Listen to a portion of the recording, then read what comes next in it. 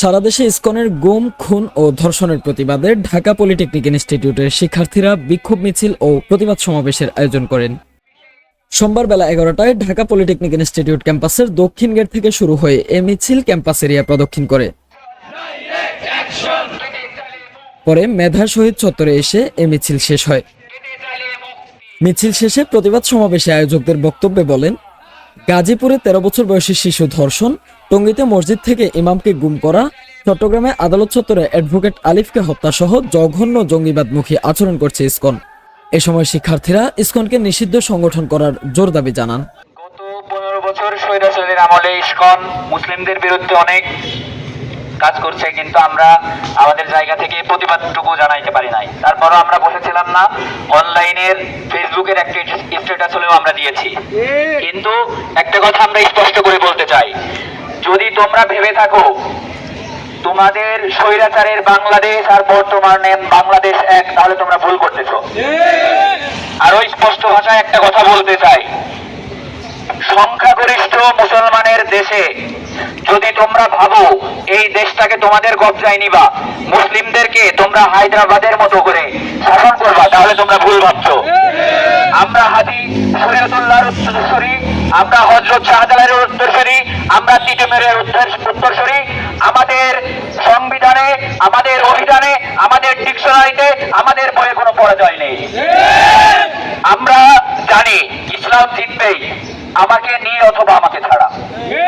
আমরা স্পষ্ট ভাষায় বলতে চাই, আমরা দেখেছি গাজীপুরের যে ইমাম মসজিদের মেম্বরে ইসকন নিয়ে বক্তব্য দেওয়ার কারণে যাকে গুম করা হয়েছে, তাকে পরের দিন বিভৎস অবস্থায় পঞ্চগড় সীমান্তে পাওয়া হয়েছে।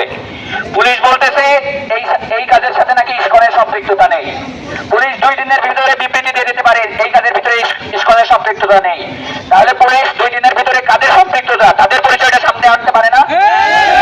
আমরা দেখেছি যখন গাজীপুরে আমাদের বোন 13 বছরের বোন ধর্ষিত হলো, তখন তারা নাটক চালিয়েছে। কিসের নাটক? যে ওই ছেলের সাথে, ওই হিন্দু ছেলের সাথে নাকি ওই মেয়ের প্রেমের সম্পর্ক ছিল, কিন্তু তার ফ্যামিলি, তার বাবা, তার মা বলছেন এমন কোনো সম্পর্ক ছিলই না। নতুন বাংলাদেশে এই ধরনের নাটক আমরা দেখতে চাই না। আমাদের স্পষ্ট কথা, যদি মৃত্যুর ভয় পেতাম আমরা এখানে এইভাবে দাঁড়াইতে পারতাম না। আমাদের কথা স্পষ্ট, আমাদের পথ অনাদি ও অনন্তকালের, আমাদের সংগ্রামে কোনো পরাজয় নেই। একটা কথা স্পষ্ট ভাবে বলতে চাই, ইসকনের আপনার আশেপাশে অনেকজন ইসকনের সাথে সম্পৃক্ত, এবং আমাদের যে মুসলিম বোন তারা যে ভাগোয়া লাভ নামে একটা সিস্টেম নিয়ে এসছে, যে মুসলিম মেয়েদেরকে প্রেগনেন্ট করে তারপর এখান থেকে চলে যাবে অথবা ধর্ষণ করে রেখে চলে যাবে। এই ধরনের যে ষড়যন্ত্র, এই ষড়যন্ত্রের বিরুদ্ধে আমাদেরকে সবসময় সচেতন থাকতে হবে। হতে পারে আমার ডিপার্টমেন্টের কেউ, হতে পারে আমার বন্ধুদের মধ্যেই কেউ ইসকনের সাথে জড়িত হয়ে একই কাজ করতেছে। আমরা সাম্প্রতিক সময় দেখেছি কুয়েটের একটা ছাত্র, যাকে পুরস্কার করা হয়েছে, সে কিভাবে মুসলিম মেয়েদেরকে বাজে ভাষায়, নোংরা ভাষায়, তাকে অশ্লীল ভাষায় কথা বলছে, তাকে কুয়েট থেকে বহিষ্কার করা হয়েছে। আমরা দেখেছি গোপালগঞ্জ পলিটেকনিকের একটা ছাত্র ইসলাম ধর্মকে নিয়ে কটূক্তি করা হয়েছে। যখনই ইসলাম ধর্মকে নিয়ে কটূক্তি করা হয়, যখনই কোরআন শরীফের উপর পা দিয়ে লাফানো হয়, তখন বলা হয় কি যে তারা মানসিক রোগী।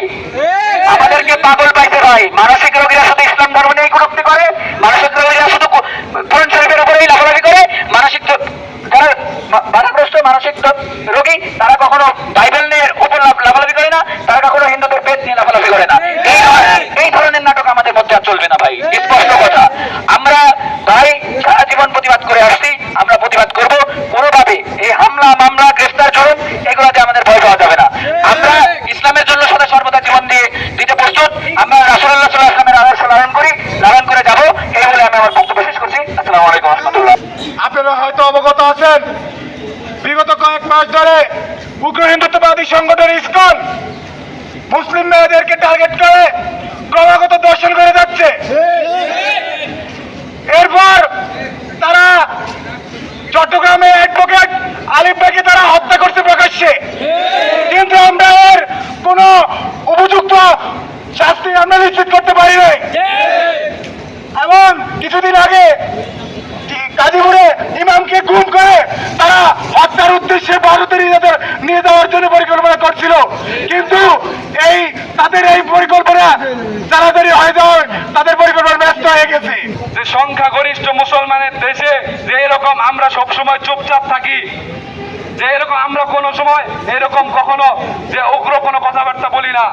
যে ইসকন এটি একটি উগ্র সন্ত্রাস, যার প্রধান কাজ হচ্ছে মুসলিম দমন করা, মুসলিমদের দমন করা। আমাদের শরীরে রক্ত থাকা পর্যন্ত এই বিচার করতেই হবে ইনশাআল্লাহ। ইসকনকে হুঁশিয়ার করতে চাই, শাহজালালের এক আজানে তোমরা টিকে থাকতে পারো নাই। এই বাংলাদেশে যদি আমরা সবাই একত্রিত হয়ে যাই, তোমরা কিন্তু এই ভারতবর্ষে টিকে থাকতে পারবে না। পরে দোয়ার আয়োজনের মধ্য দিয়ে এ সমাবেশ সম্পন্ন হয়। মেহেদী হাসান বাপ্পি, তালাশ বিডি, ঢাকা।